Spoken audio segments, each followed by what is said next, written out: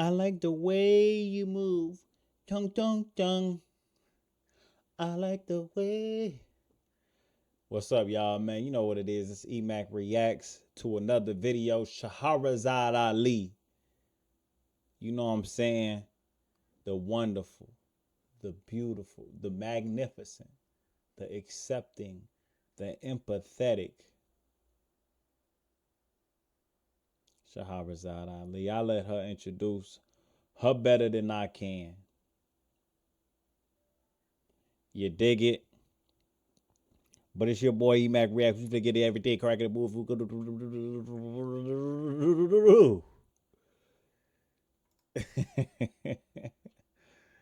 Hey man, lick your lips. I'm trying not to lick my own word. Come on, let's get it. Hello and welcome to this special edition of Vibrations. I'm Raven. Like, comment, and subscribe. If you're wise, if you're rocking with the Mac, if you love how I react, if you with the movement, if you trying to get it grooving, move on, move along. Hit that subscribe button and that like button. Go ahead, comment something. Stop playing with me. Geary. Today on our program, one of the hottest properties making the talk show circuit, Shahrazad Ali. An established writer indeed, Ms. Ali is best known as the author of The Blackman's Guide to Understanding the Blackwoman.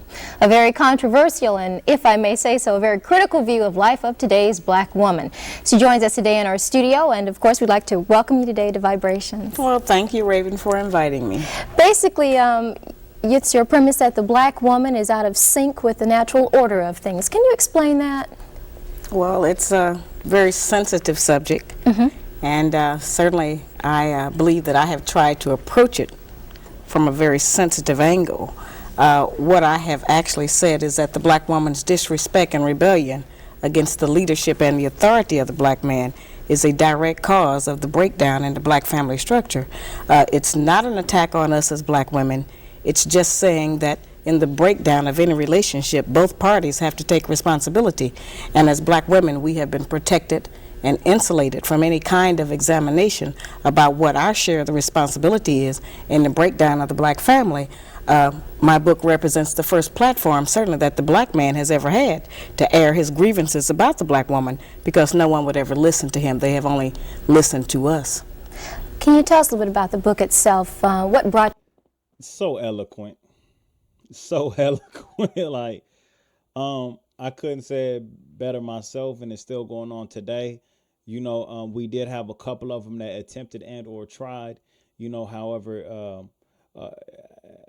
as they always do, they're going to not accomplish the mission, maybe accomplish the mission, but not be heard, you know, or you know, once you point out, and this is with most people, but in this case specifically, once you point out a criticism or a critique, a lot of individuals, you know, overlook that.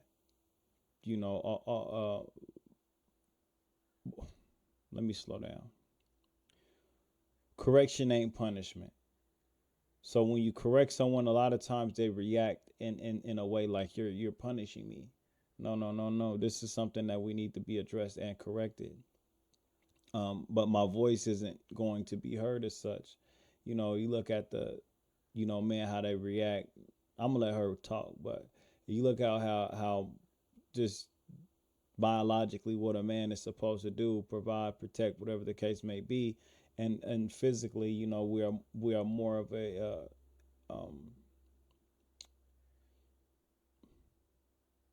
what is the word I'm looking for? We're just more present when it comes to like just stronger, faster, whatever the case may be, scientifically, whatever. And with that, you know, it comes a certain attitude to, you know, complement that. And what that attitude is, you know, if you're a hunter or whatever the case may be, a lot of times, you know, you look at predators, they're more silent. You know, they're lurking in the shadows, waiting to pounce on their prey that runs away. So with that attitude, we're not we're not supposed to talk as much, and on that in that type of manner. However, we still have feelings. Still have empathy. I mean, we still have feelings. Still have pain. Still have suffering. You still have all these other things that a lot of times aren't being addressed. And I know a lot of people don't like to hear it. You know, we're in a woman's world, bro. You know, great on you, Shahrazad Ali. You're wonderful for speaking that. Brought you to this point of having to sit down and use your pen to write this book? Well, actually, it was my first book. In 1985, I authored How Not to Eat Pork or Life Without the Pig. And at that time, I was going around doing what I was calling Get Off That Hog lectures. And during my travels, I noted that I would take the microscope and show people how you can't kill the trichina worm in pork by cooking it.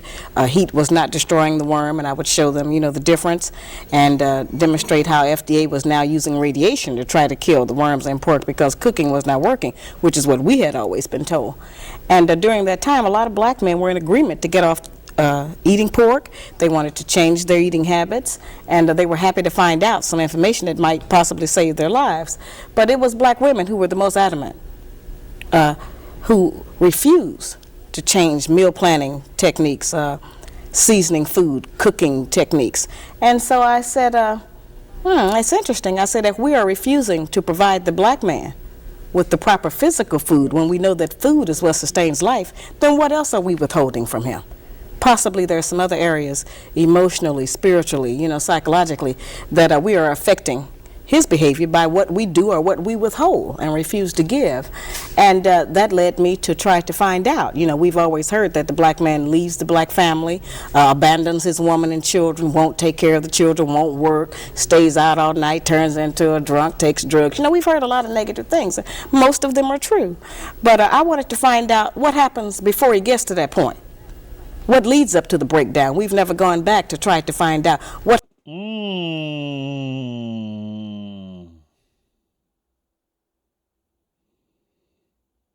Do y'all hear that? What happens before? A lot of people just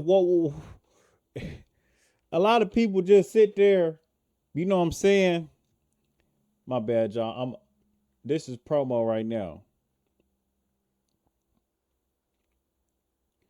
But they say, what happens before? What happens before these instances take place? Depression, everything. Like, what happens before is what Shahrazad Ali quotes and says. What leads up to these actions and how can we prevent them? A lot of people look at the symptoms of something, and then you look at the symptoms and you put a Band-Aid over the system and it ceases to exist. And then you get this pus or this buildup that's not supposed to be there until it explodes or it ceases to exist because it cannot breathe any longer. So let's talk. Let's bring y'all to church. With that being said,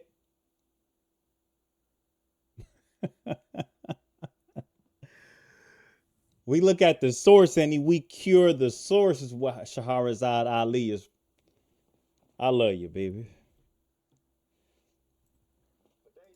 What happens in the relationship between the black man and a black woman that makes him go off and do all of these bad things?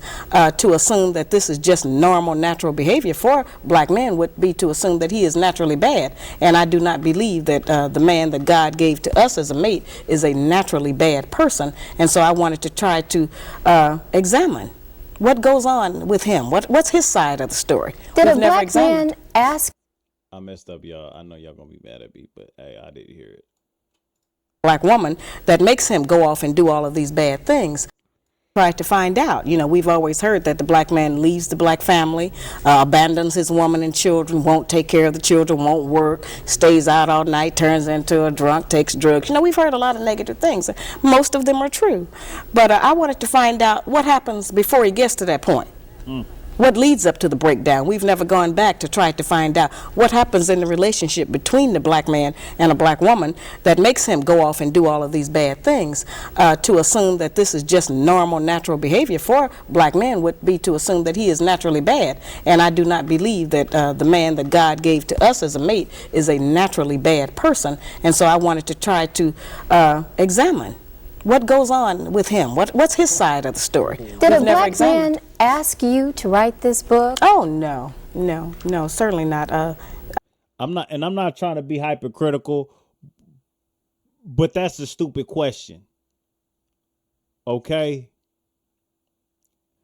That's what make me mad, right? That's what grinds my gears right there. There's no such thing as a stupid question. Yes, that one was.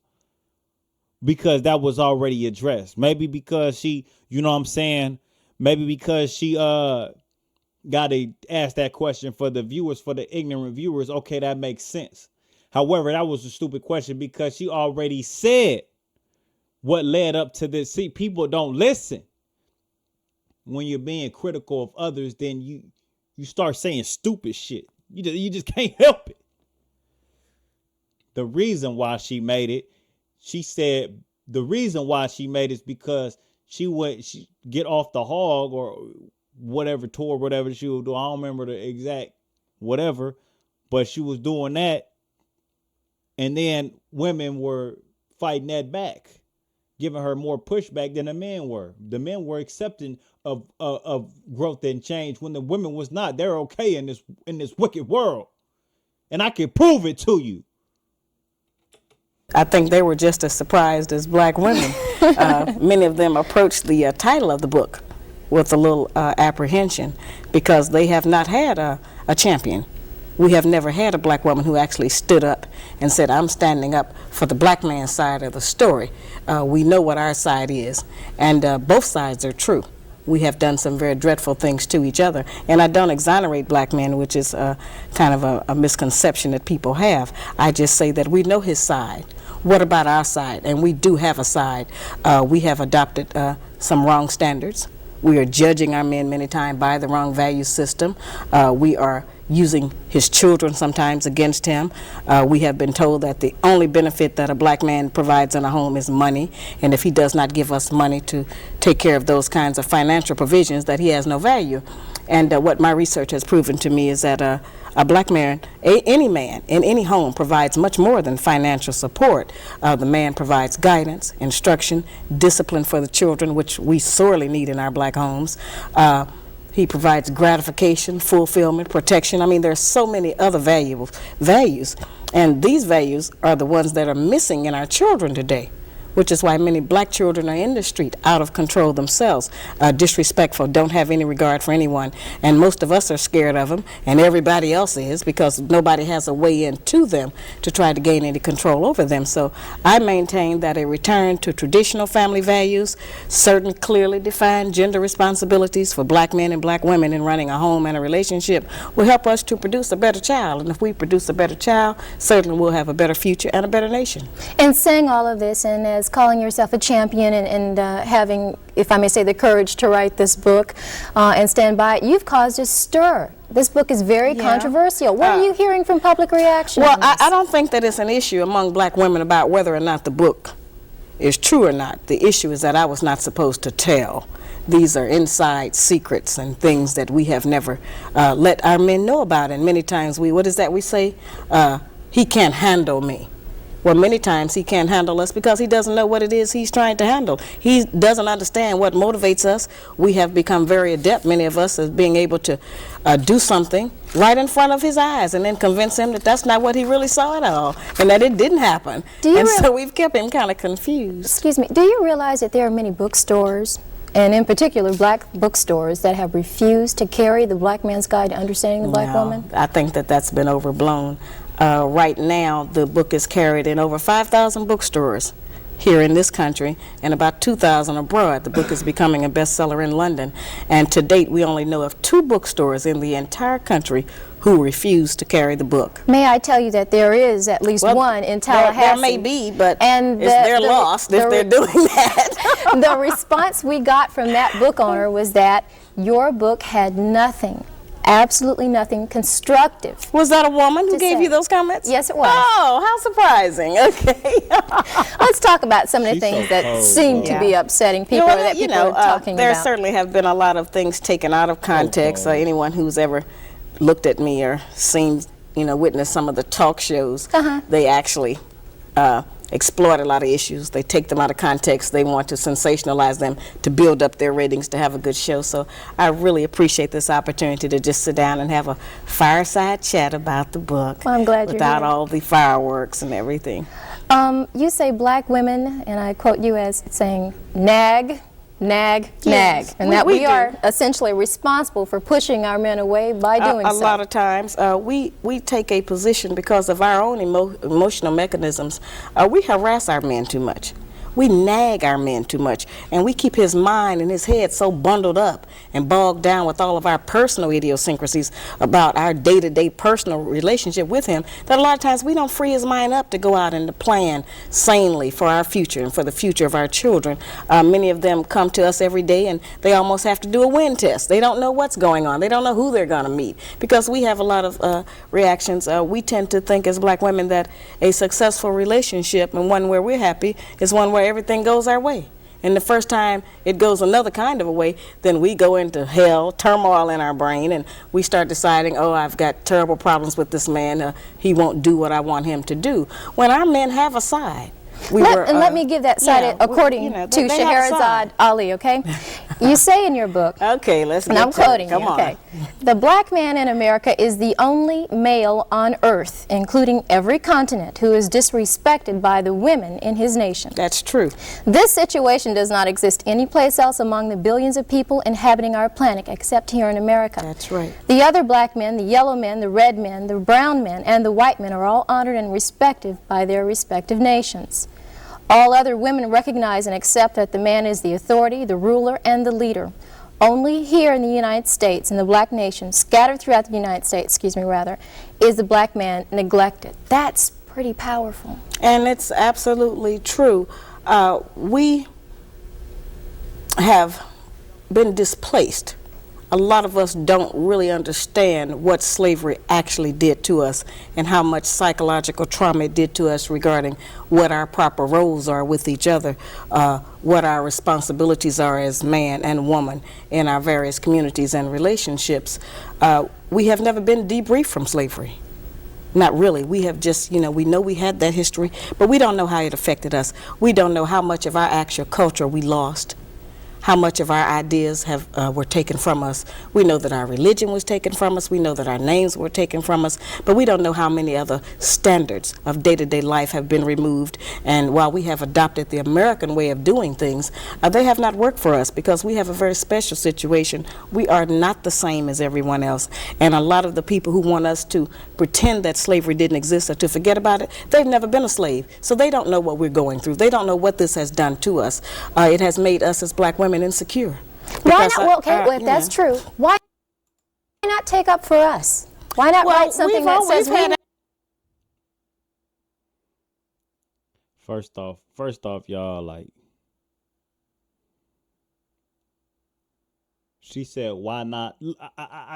I really want y'all just to listen and pay attention to what she just asked. Why not us? She said, listen, this is our problem. I'm doing a little promo. Camera, so this is the work. I'm doing a little promo. You know what she said? She said, why not stand up for us? First off, that's BS. Okay?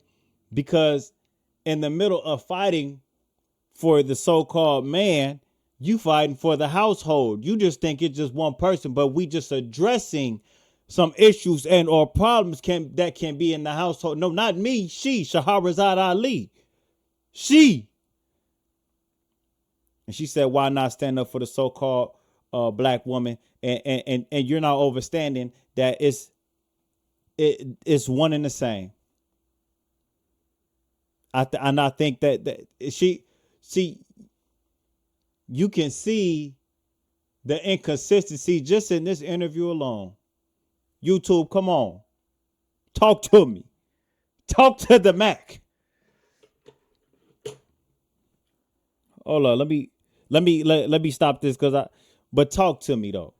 And this alone, you can see it's like, why are you asking these unintelligible questions? I'm gonna let her answer. But